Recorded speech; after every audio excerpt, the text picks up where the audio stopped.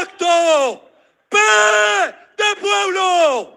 P de Petro. ¡Que se sienta el oriente antioqueño!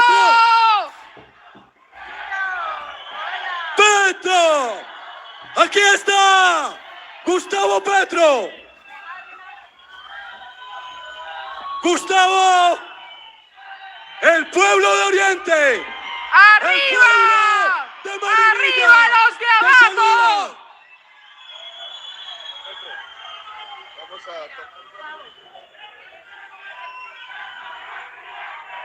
Petro presidente. Petro presidente. Petro presidente. Petro presidente.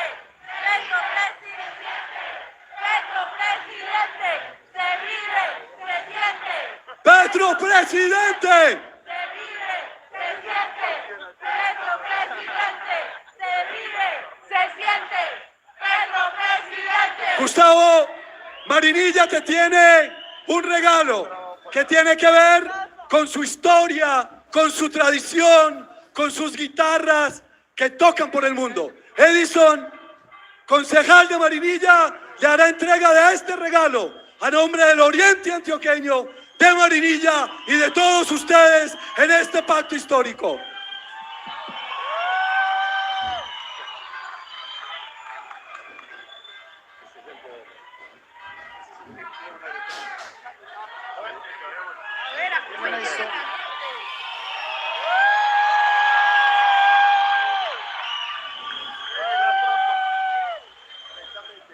Gustavo, bienvenido a Marinilla. No podíamos dejar pasar este momento sin entregarte algo de las manos de los artesanos de nuestro pueblo. Una tradición de más de 200 años. Y hoy esta guitarra hecha en la Casa de los Arbeláez, Guitarras en Sueño, pintada por un artista que se llama Alan David y terminada por otro luthier que es Sergio García. Te la ofrendamos porque Marinilla es tierra de guitarras, pero el Oriente también lo es. Y toda la gente que está acá es hija del movimiento cívico del Oriente Antioqueño.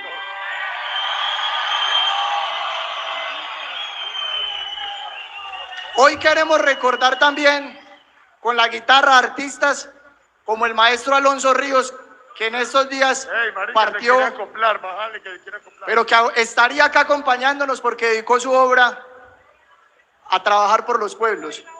Entonces, brevemente, queremos resaltar eso. Tenemos un sueño postergado por 3 décadas desde que al movimiento cívico nos lo quitaron, pero acá los hijos, las hermanas, los nietos, nietas del movimiento cívico Oriente nos levantamos acompañando el pacto histórico y queremos que en tu presidencia se siembre esa era de paz que queremos construir. Una provincia, la defensa del agua, la defensa de este territorio. Y bueno, es este momento, nuestra gente, nuestra música, y este es el tiempo del cambio. Gustavo Petro, muchísimas gracias. Con vos vamos a construir este cambio. Gracias a toda la población de Marinilla. No me es extraño este municipio, he venido varias veces. Es en homenaje al movimiento cívico de Oriente.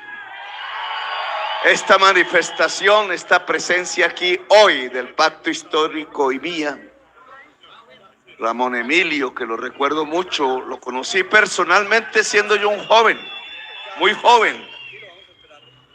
Dirigía un movimiento cívico en Zipaquirá en aquel entonces y lo conocí y después supe de su asesinato y del asesinato de tanta gente aquí en Colombia.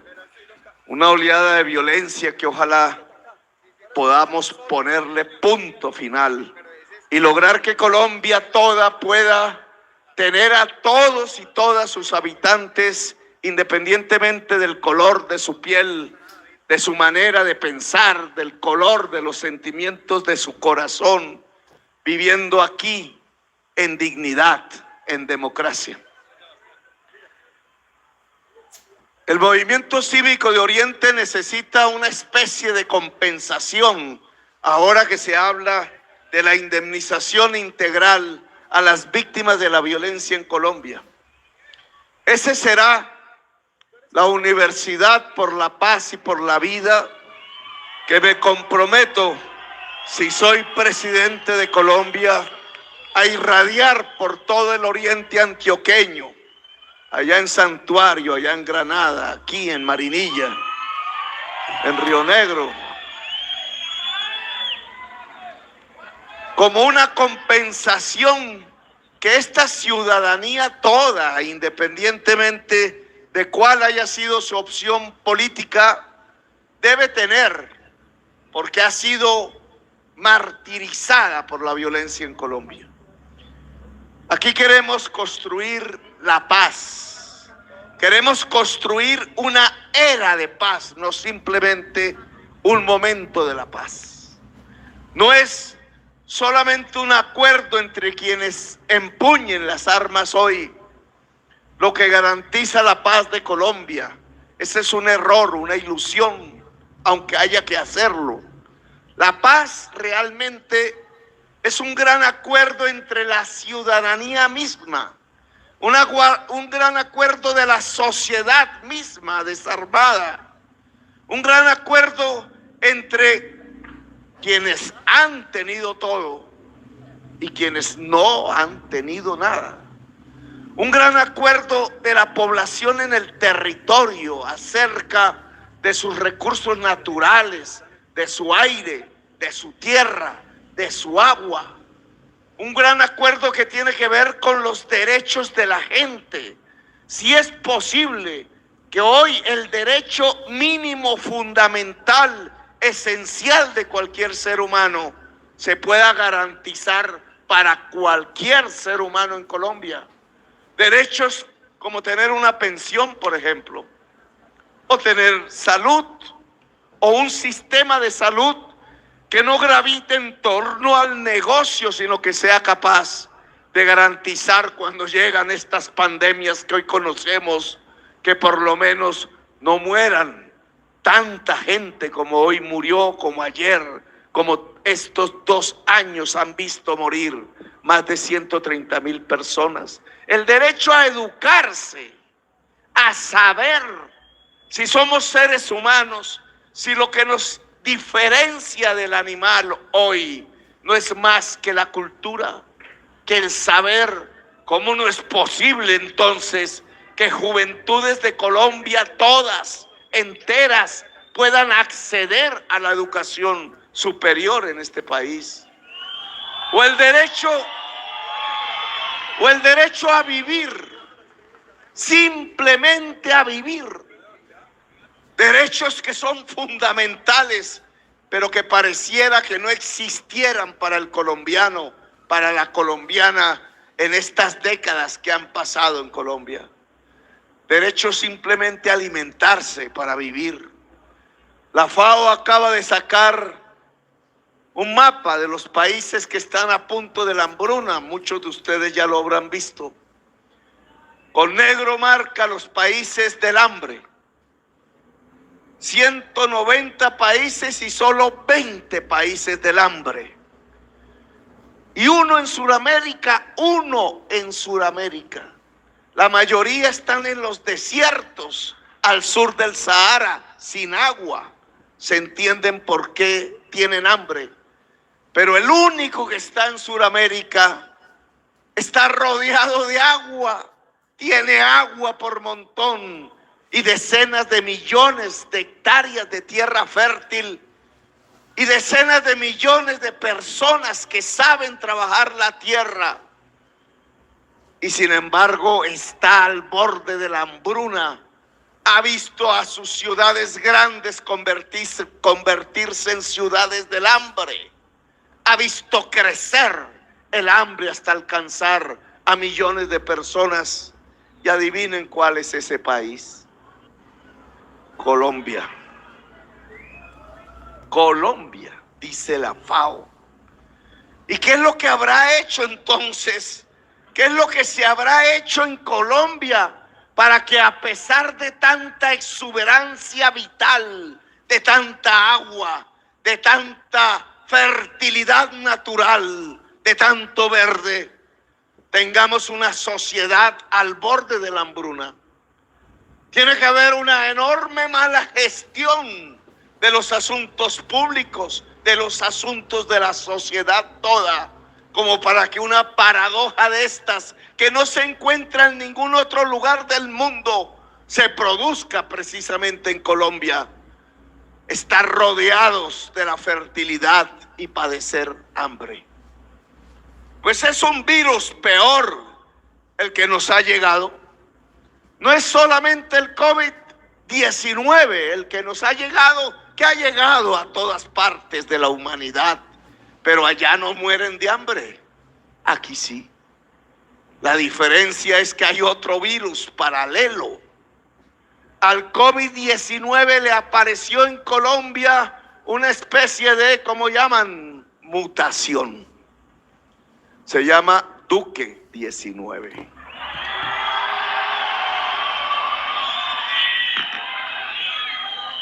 Ha matado más gente. Un virus todavía más poderoso. Menos mal no se expande fuera de las fronteras, porque ¿cómo sería? Pero sí nos está causando aquí una profundización de las condiciones de pauperización del pueblo colombiano. Podría acabar con América si se expande.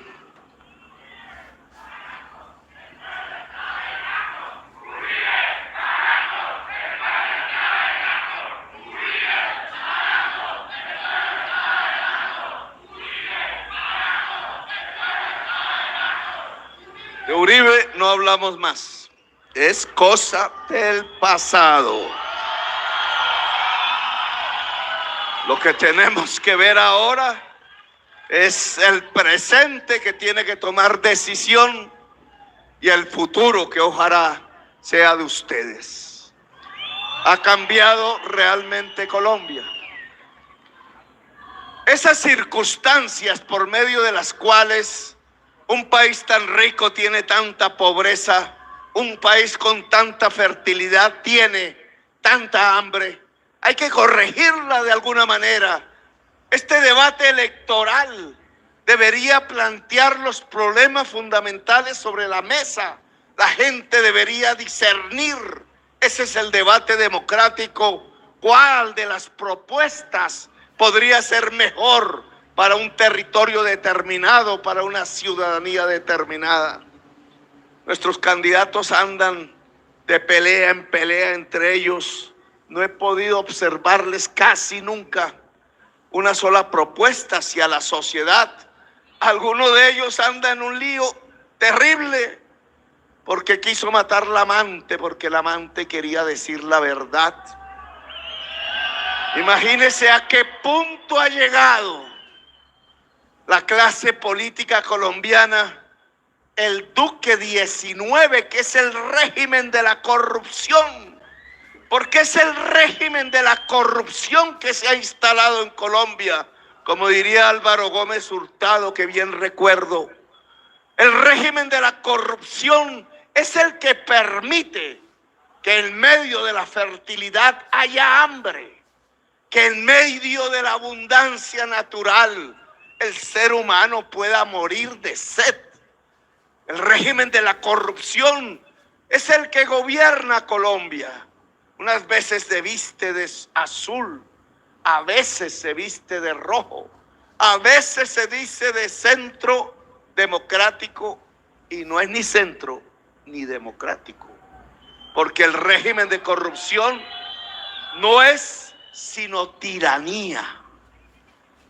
Es la concentración en pocas manos de la riqueza que es de todos y de todas, de la caja común, del bien común, apropiado por la codicia para un grupo minoritario de personas muy poderosas que se han creído que deben gobernar este país por orden de herencia, como si las democracias fueran hereditarias.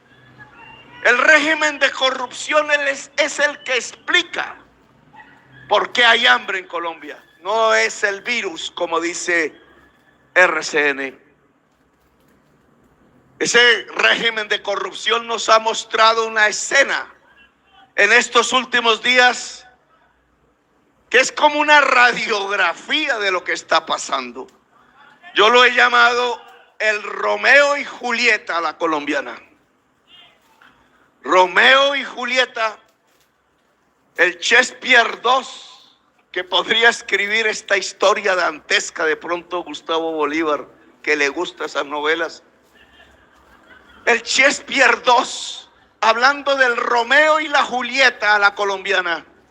El Romeo es un senador, un político, un alcalde, y se conquista a su Julieta. Y Julieta quiere ser senadora. Y entonces le pide a Romeo, porque la única manera que cree que es el camino para ser senadora es comprando votos, 18.000 millones de pesos. Y Romeo le dice: sí, como te los entrego. Y uno diría: pero ¿cuánto amor hay para que un Romeo le entregue 18.000 millones de pesos a su Julieta para que sea senadora de la República? Y no hay amor. Ahí es una transacción vil, comercial.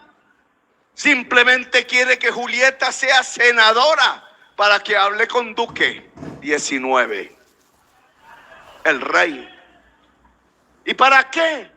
Para que le entreguen un contrato que vale 300.000, 400.000, 1 billón de pesos. Para que de allí pueda salir una utilidad de 100.000, 200.000 millones, 10 veces más de lo que Julieta le entregó a Romeo. Y esos 200.000 millones que se pierden en la obra pública, si es que se hace, porque Duque 19 se lo entregó a Romeo, no vuelven al pueblo.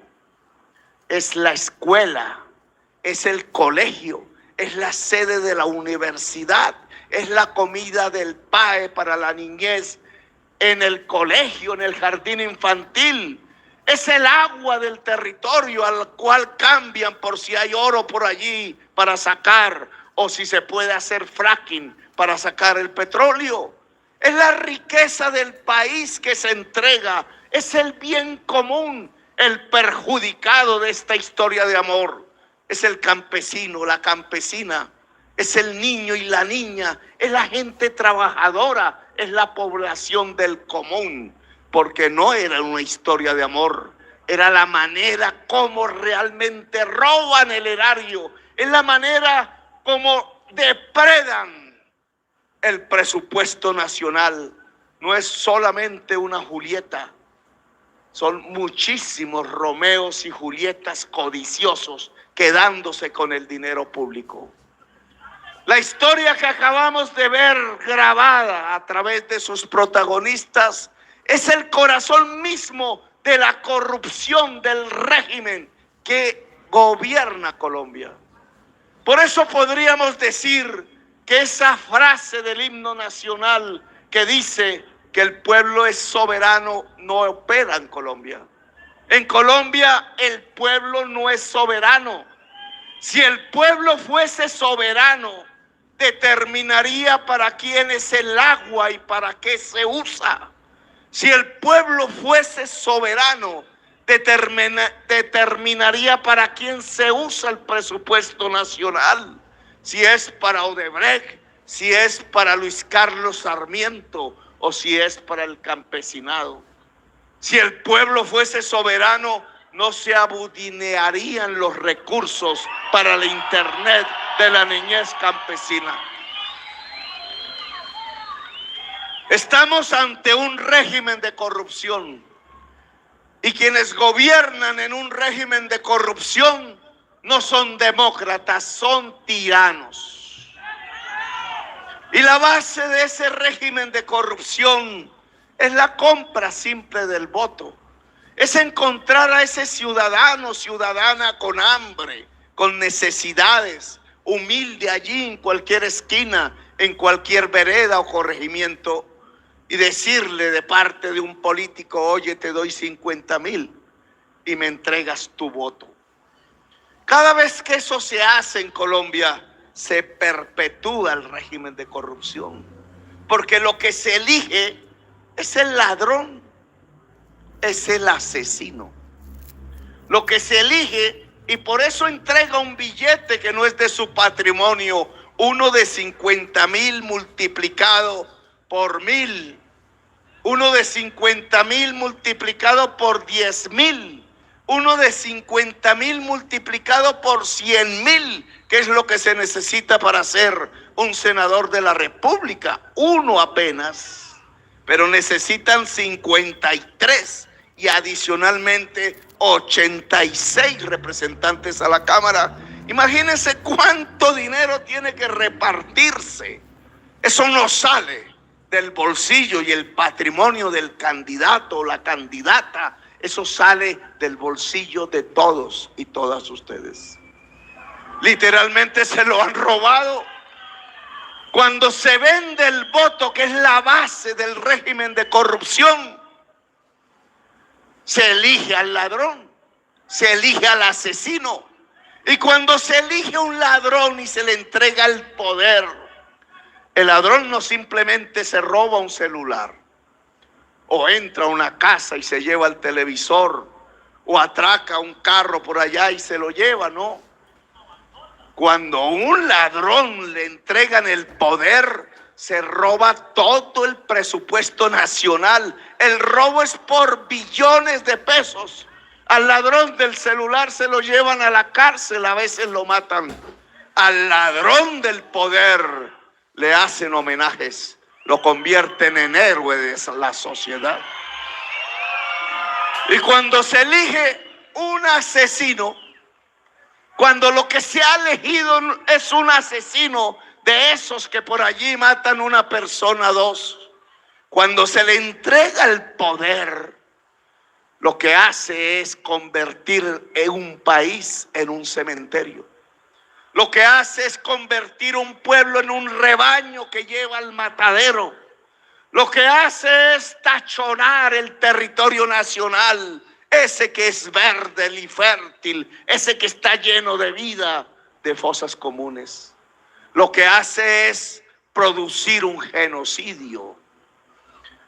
En el oriente antioqueño, por ejemplo, se produjo un genocidio. Y a veces el mismo pueblo angustiado en la miseria o con hambre que vende su voto y que elige al asesino, lo aplaude. A veces sucede que mata 6,402 jóvenes hijos colectivos de esta patria y lo que hay es un aplauso, o lo que pasa es que hay silencio, o lo que pasa es que no nos importa.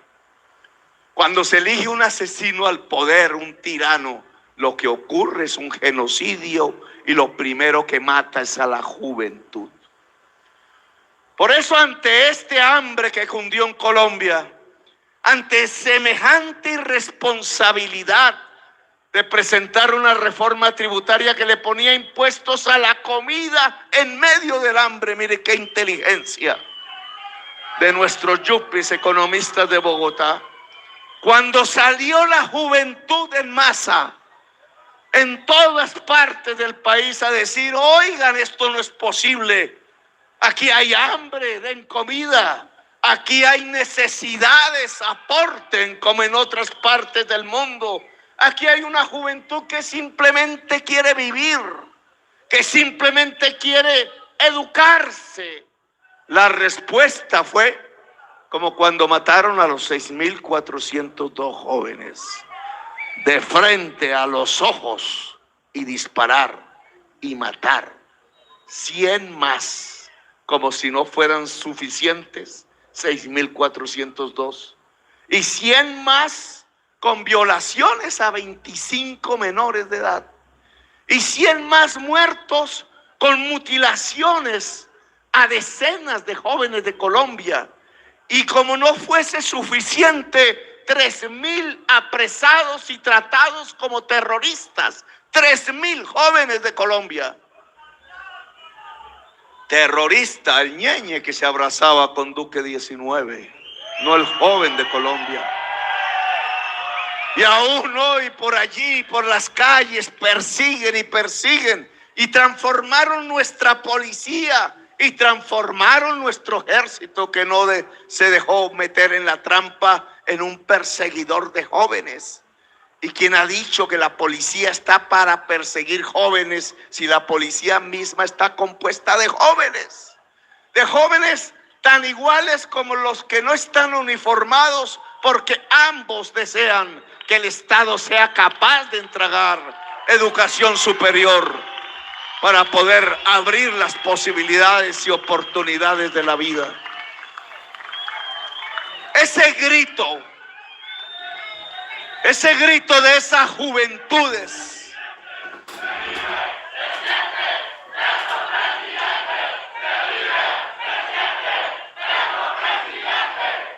ese grito de esas juventudes debe ser escuchado por el hombre viejo, la mujer vieja y sabia. Debe ser escuchado por el hombre y la mujer trabajadora. Debe ser escuchado por el comerciante de la esquina y de la otra esquina. Debe ser escuchado por el conjunto del pueblo colombiano, porque esta vez toca tomar una decisión. No se trata, por ahí hay unos sindicalistas pidiendo un nuevo paro. No, ¿para qué? Si lo que ya hay que decidir es sobre el poder. Ya no se trata de pedirle a Duque que por favor le entregue comida al pueblo, una renta mínima básica. Ya Duque se va. Lo sacamos nosotros. Entonces de lo que se trata es de alistarnos para ir a las urnas, de debatir, claro que sí, de ver dónde hay errores, dónde no, y decidir. El pueblo colombiano debe decidir. El movimiento sindical por una parte y todos estos grupos armados que andan de guerra en guerra por otra parte, deben permitirle al pueblo colombiano decidir libremente. Que decida el pueblo libremente en las urnas. ¿Qué hay que decidir? Son dos caminos, no hay sino dos. No es difícil la elección, a pesar de tantas vallas, pancartas y cosas que ponen por ahí. Solo hay dos caminos: o continuar las cosas como están y perpetuar el régimen de corrupción, o cambiar. Aquí estamos los que queremos cambiar este país, nos llegue el agua hasta donde nos llegue. Yo los invito a cambiar a Colombia. Yo los invito a esa palabra, a ese camino, cambio. A la gente que es liberal y a la gente que es conservadora y a los que votaron por Uribe, no importa, y a los que no votaron y no votan, y a quienes han votado por nosotros, a cambiar. La posibilidad es ya cambiar a Colombia. La manera técnica es fácil. Este 13 de marzo, día que nos convocan, alegremente, pacíficamente, tranquilamente, ir a esas urnas en masa, esa juventud toda, la misma, que nos dijo al pueblo colombiano que debíamos cambiar las cosas, toda esta sociedad toda, y decidir. Pidan, porque no se los van a dar en la mesa, pidan el tarjetón del pacto histórico, consulta presidencial, y vean este rostro y táchenlo. Digan, este me cae mal y táchenlo, o este me cae bien y táchenlo. Si logramos que millones y millones de personas hagan ese gesto y me marquen la cara, como dice la canción, te marco la cara. Si eso lo logramos y logramos tener la votación más alta sobre los demás candidatos y candidatas, con el perdón de las candidatas que han hecho un enorme esfuerzo y que ojalá nos acompañen después, picamos en punta. No solamente me convierto en el candidato oficial a la presidencia del pacto histórico, sino que al picar en punta por encima de los demás, casi que podemos garantizar que ganamos la presidencia de la República en la primera vuelta presidencial.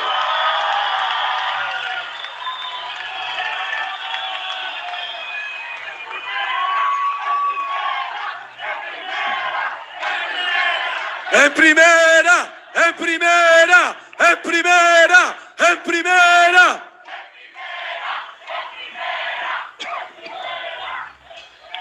Y le dan el tarjetón de Senado y Cámara. Por Senado, marquen allí donde dice pacto. Por ahí dice pacto. P de pacto, P de Petro, P de paz, P de patria, P de progreso. P de Pizarro, dice.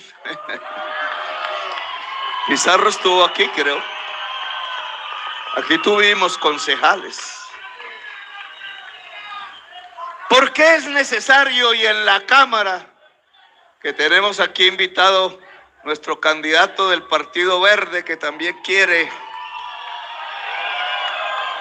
Y en la Cámara también voten pacto, que también mucha gente del Partido Verde hoy y del Partido Liberal nos quieren acompañar, porque vamos a hacer una gran confluencia, pero el pacto es el eje fundamental, porque lo que vamos a proponer a Colombia es un pacto, y a esta región es un pacto. Si soy presidente de Colombia y logramos cambiar el Congreso, que no estén los Romeos y las Julietas a lo Char, a lo Gerlain y a lo Aida en el Congreso de Colombia, sino si están este tipo de representantes del pueblo, que nada le deben, que no vienen a comprar ni por ahí debe estar Alejo, tú, mujeres y mujeres, quizás con poco conocimiento del público, porque no se han robado un peso, porque no están en la cárcel diciendo que van a hablar lo que el amante quiere que no hablen, porque nunca han estado en un proceso de corrupción, porque han dirigido procesos culturales o luchas de la mujer, tu mamá, porque han sido trabajadores o defensores de derechos humanos y han ido a tenderle la mano a una víctima en una masacre, porque son gente del pueblo, y nosotros necesitamos que las leyes de Colombia no los hagan los corruptos, sino la gente del pueblo. Nosotros necesitamos que la ley no la haga la mafia, sino que la haga el pueblo, porque si lo hacen los corruptos, la ley privatiza el agua va para las grandes corporaciones de energía eléctrica, la tierra la concentran unos pocos, sacan el oro en el páramo y no cuidan de las aguas de Colombia, le meten el fracking a los pozos petroleros, privatizan los servicios públicos, hacen un régimen de pensiones donde el que se beneficia es el banquero y no los 3 millones de viejos y de viejas que hoy por estas mismas calles andan vendiendo bonais o algo con lo cual poder comprarse un plato de sopa caliente. Un régimen de pensiones para defender a un banquero y no al viejo, no al pensionado, no al que quisiera pensionarse. Esas leyes que le quitaron, por ejemplo, la estabilidad laboral a la mujer trabajadora que antes contrataban a término indefinido y ahora a 3 meses. Y muchas veces el patrón la acosa, acabando la dignidad laboral. Esas leyes hechas por la corrupción pueden ser cambiadas tajantemente si quien está en el Congreso es el pueblo, si son sus representantes más genuinos, si no se dejan ensorbecer, ojo con eso, si la soberbia de decir es que yo soy senador, que yo soy representante a la Cámara, y ustedes miran por encima del hombro, no los enceguece y siguen entendiendo que simplemente un congresista o una congresista es una sirvienta y un sirviente del pueblo. Y que por tanto las leyes de Colombia, las leyes de la República deben estar al servicio del pueblo.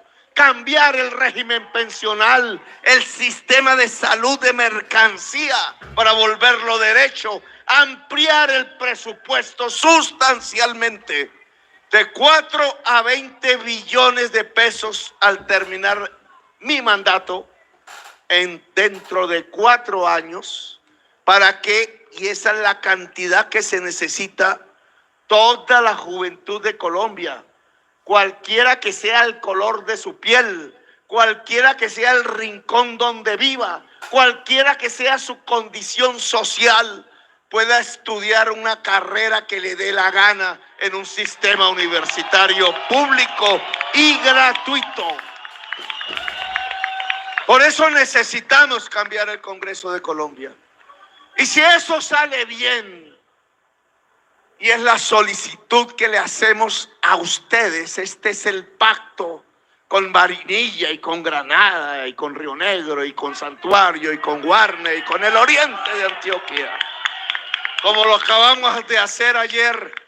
3 días me costó, ahí no me pude tomar una cerveza porque ahí sí hubiera quedado fuera de combate. 3 días de travesía por el Río Magdalena, en el banco 43 grados centígrados, todavía lo recuerdo.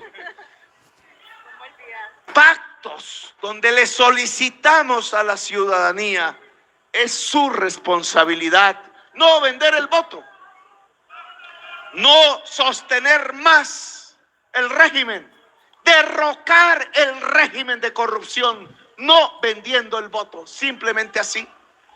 Y a cambio, ¿qué es lo que nosotros pactamos y nos comprometemos? Aquí en este territorio, el oriente antioqueño, nos comprometemos a que el agua va a producir alimentos. Nos comprometemos a que en el oriente antioqueño se genera el distrito agrario, que esa es la prioridad para la prosperidad de toda la región, porque queremos un campesinado y un pequeño y mediano empresario que nos produzca los alimentos que hoy urgentemente necesita Barranquilla y Cartagena y seguramente los barrios populares de Medellín y los de Bogotá. Queremos un propietario de tierra, un productor, ojalá productora, porque la mujer agraria aquí juega un papel fundamental, que produzca lo que más nutrientes tenga para producir la tierra en Colombia y en esta región, si es el maíz, si volviéramos a tener el trigo y la cebada, si es la papa en las tierras más frías, si es el tomate y si acaso el aguacate que hice famoso en el año 2018, si es del sorgo, de la soya o en las tierras más calurosas, el arroz. 11 productos que contienen los nutrientes más grandes y también la leche y también la carne. Si pudiéramos hacer eso y hacer los hilos con ayuda del Banco Agrario y con crédito de fomento de la banca pública, porque aquí el gota a gota o el pagadiario se va del país. Si pudiéramos vincularle a esa producción agraria el agua, si pudiéramos vincularle el conocimiento de la juventud en las universidades, si el gobierno fuese un amigo del campesino y de la campesina y no su enemigo, como hasta ahora lo ha visto, bombardeándolo por allá en el sur con glifosato, y no solo en el sur, tratándolo como un guerrillero, tratándolo como un terrorista, tratándolo como un narcotraficante, cuando el campesino de Colombia no es el narcotraficante. El narcotraficante es el que se abraza y financia, como el Ñeñe Hernández, a un senador o a un presidente como el señor Duque. Que de ahí es que surgió Duque 19, entre otros. Duque 19 es una procreación, algo sexual, entre Duque y el Ñeñe Hernández. De ahí es que surgen los Duques 19 y el régimen de la corrupción. Un distrito agrario donde el que produce y la que produce el alimento pueda ser copropietaria del proceso de industrialización. Si algo falló en el café antaño, por culpa de las élites que gobernaban este país, si algo falló en el café fue que no se llevó al cafetero a producir valor agregado, a industrializar el café. En el mundo no se toma realmente el café colombiano, no se tiene el gusto por el saber colombiano, porque lo vendemos en grano y una multinacional lo revuelve con otros, y eso es lo que se toman allá en Estados Unidos o en Italia o en Francia, Nestlé, General Foods, etcétera. Nosotros tenemos que hacer un esfuerzo como lo hacen los canadienses. Ojo, yo no estoy hablando de Venezuela, que no hace este esfuerzo, sino de Canadá, de Nueva Zelanda, como lo hacen los daneses, como lo hacen los gringos, para ponerlo en términos exactos, que es lograr que el que produce el maíz sea copropietario del proceso industrial del maíz, que es lograr que el que produce el arroz sea dueño también del molino, que es lograr que el que produce la leche o la que produce la leche sea copropietaria de la pasteurizadora, porque entonces más riqueza queda en la región, más se enriquece la familia rural, la familia campesina, y más procesos industriales se pueden generar en estos municipios. Es una forma de enriquecerse generalizadamente, no 5. Para ello hay que entregar saberes, indudablemente. En algunas regiones hay que entregar tierras. En esta hay que entregar el agua, hay que devolver el agua a la gente del territorio. Hay que entregar el crédito, el capital, el capitalito, el plante, el capitalito, decía mi mamá, porque no hay negocio, por muy simple que sea uno de estos puestos de ventas que hay aquí, bajo estos kioscos quizás, necesita capital. Y si el que aporta el capital cobra el 20% diario, pues no hay forma de hacer progresar una economía. La economía popular, sea rural, sea urbana, no puede sujetarse a un sistema de usura manejado a través de quienes quieren lavar los dólares, porque hay una ausencia del banco, porque hay una ausencia del banco privado. Ese banco agrario que ustedes ven ahí, que es el último banco que le queda al Estado, con puertas abiertas al público, ese banco agrario tiene que convertirse en el banco más grande de Colombia. Depende del presidente. Depende del presidente. Y ese banco agrario tiene que volverse multibanca para poder atender un sistema de créditos a baja tasa de interés, para reemplazar completamente lo que hoy hace el gota a gota, para llevarle ese crédito a poner el centro de acopio de propiedad de los productores agrarios, o para instalar el proceso de transformación industrial en propiedad de las y los productores agrarios. Yo estoy convencido que un Oriente así, reverdecido por la producción de alimentos, con sus aguas fluyendo para producir alimentos, lleno de sedes universitarias para estudiar y conocer y aplicar el saber a la producción, y con un sistema financiero que de verdad piense en la gente que hoy no recibe créditos, puede hacer del Oriente lo que aquel movimiento cívico del Oriente antioqueño quería. Una región de la vida, una región del trabajo, una región del saber y la cultura, una región de la paz.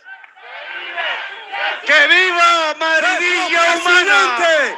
Se vive, se siente. ¡Que viva el Oriente antioqueño humano! Se vive, se siente. Petro presidente. Se vive, se siente. Petro presidente. Petro presidente. ¡Que viva Colombia, potencia mundial de la vida! ¡Que viva! Me llamo Gustavo Petro y quiero ser su presidente.